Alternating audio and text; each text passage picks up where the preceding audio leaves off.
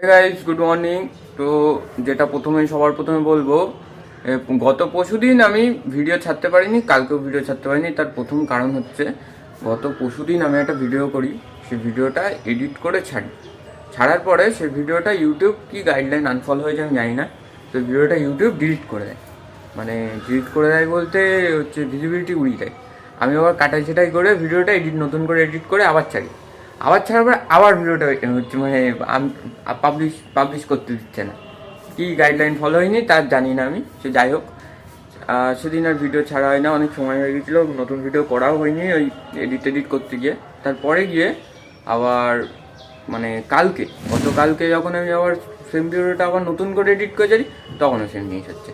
এ ভালো লাগে, তাই কালকে দুদিন পর ব্লগ আসেনি, আমি ব্লগ ছেড়েছি, ব্লগ ঢুকিনি। আজকের থেকে আবার নতুন ব্লগ করছি, জানি না এই ব্লগটা কি হবে না হবে, সে যাই হোক, ওইসব কথা পরের কথা। বাড়িতে ভাত ছিল, মা বললো যে একটা ডিম ভেজে খেয়ে নিতে। তা ডিম ভাজা খেতে আমার ভালো লাগছে না, সেই কারণে আমি একটা 10 টাকার কেক নিয়ে নিয়েছি। 10 টাকার কেক নিয়ে ওটা খেতে খেতে মাছের দিক যাচ্ছি। জয় একবার ফোন করে দিয়েছে যে দেবু চলে এসছে, মাছের দিক যাই, তারপরে তোমাদের সাথে কথা হচ্ছে। তো ভাই আবারও এসে গেছি আজকের ব্লগের পরবর্তী সময় নিয়ে। আমার সাথে আছে পুটুদা, রঞ্জনদা, দুজন আছে, দুই ভাই আছে। তো এখন পুটুদা আজকে আমি কি বলছি, আজকে বিকেলে চল আমাদের একটা খেলার ব্লগ কর। ব্লগ তো করতেই পারি, কিন্তু আমার পুশ আছে র্যাঙ্ক পুশ, খুব সুন্দর। হ্যাঁ, সঞ্জীবটা ক্যাম্পের কথা কিছু বলছিস? এক ক্যাম্পার আর এক ক্যাম্পারকে বলছে যে ওর কথা বলতে, আমার ক্যাম্পার কি বাবা ওসব কথা বলিস না, সব কথা বলি ভাই। আরে ভাই, সামনে গিয়ে মরে গেলে যা বলে প্লেয়াররা, বুঝলে তো? সামনে এসে মরে গেলে যা কথা বলে, এটাই হচ্ছে মেন কথা। কি না ঝোপের ভিতরে যাবেন, ঝোপের ভিতরে তো কাটছে। না ভাই, আমার ভিডিওর জন্য প্লেয়াররা রেডি করে, একটা ছেলে হচ্ছে মেসেজ করে বলছে, দাদা তোমার ব্লগ আসছে না কেন, তোমার ব্লগ কবে আসবে? আমার শুনে হেভি লেগেছে। তুমি যদি ভাই এই ভিডিওটা দেখো, তা ধন্যবাদ আমার ভিডিওটা এত মন দিয়ে দেখার জন্য, আমার ভিডিওর জন্য অপেক্ষা করার জন্য। খুব ভালো লাগলো তোমার এই ব্যবহারটা। শাউট নাম কি ছিল? Asif creation, big shout out bro. তো গাইস, বাড়ির পর্যায়ে এসে গেছি, এখন গিয়ে মায়ের কাছে যাই। মা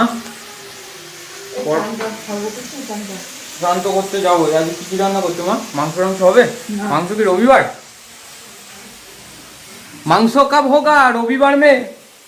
অন্ধকার কেন এত? তো গাইস, এখন আপাতত স্নানে যাবো। স্নান করে এসে তো আর ভিডিও করা হয় না, কষ্ট হয়ে যায়, ফোনে চার্জ দিতে হয়, গেম খেলা, সেই জন্য ফোনে চার্জ থাকে না। সে একেবারে খাওয়া দাওয়ার পরে আবার বিকেলবেলা তোমাদের সাথে দেখা করছে, ততক্ষণ জন্য টাটা। হ্যাঁ গাইস, মোটামুটি দুপুরের খাওয়া দাওয়া সব কমপ্লিট, এখন রেস্ট নিলাম। তোমাদের আজকে প্যাক শেষ হয়ে যেত, সেই কারণে দিদির কাছ থেকে প্যাকটা ভরিয়ে নিলাম। এখন যাচ্ছি মাচার দিকে গিয়ে গেম খেলতে হবে। ক্রাউন 3 হয়ে গেছে, ক্রাউন 2 হয়ে গেছে আই থিঙ্ক। হ্যাঁ, ক্রাউন 3 হয়ে গেছে, এবার 2 উঠবো।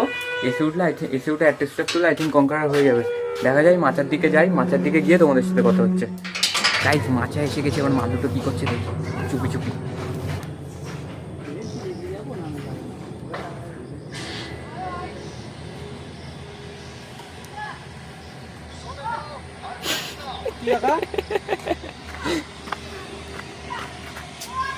হাই বলে দে ভাই সবাই। হ্যাঁ ঠিক আছে ভাই, ঠিক আছে, ও আসবে না, চাপ নেই ভাই, ওইসব আসবে না ভাই। আমি বলেছিলাম দুজন হয়তো মাচায় আছে, তা আছে তো 3 জন। এটা হচ্ছে আমাদের চপে চুলো। এখন গেম খেলবো, গেম খেলে বাড়ি যাবো, তারপরে তোমাদের সাথে দেখা হচ্ছে। একটা জিনিস দেখবে তোমরা, একটা জিনিস দেখাচ্ছি। আমার দিদির কারুকার্য দেখো,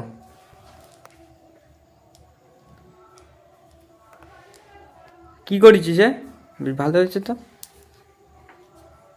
ও আবার ওরম করছিস কেন? তো ঘেটে যাবে তো, বল নাকি বোবা? আমার দিদি বোবা হয়ে গেছে, সেটা পরের কথা, কোনো কথা বলছে না। কি বলবে ও বুঝতে নিজেই পারছে না, আর আমিও বুঝতে পারছি না যে আমি ওর হয়ে কি বলবো। তো যাই হোক, আজকের এই ব্লগটা এই পর্যন্তই। আবার দেখা হচ্ছে নতুন একটা ব্লগের সাথে।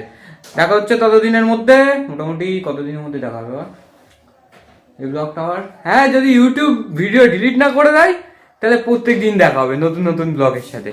তো আজকের এই ব্লগটা এই পর্যন্তই, আবার দেখা হচ্ছে নতুন একটা ব্লগের সাথে। ততদিনের জন্য tata, good bye, see you tomorrow, bye, tata.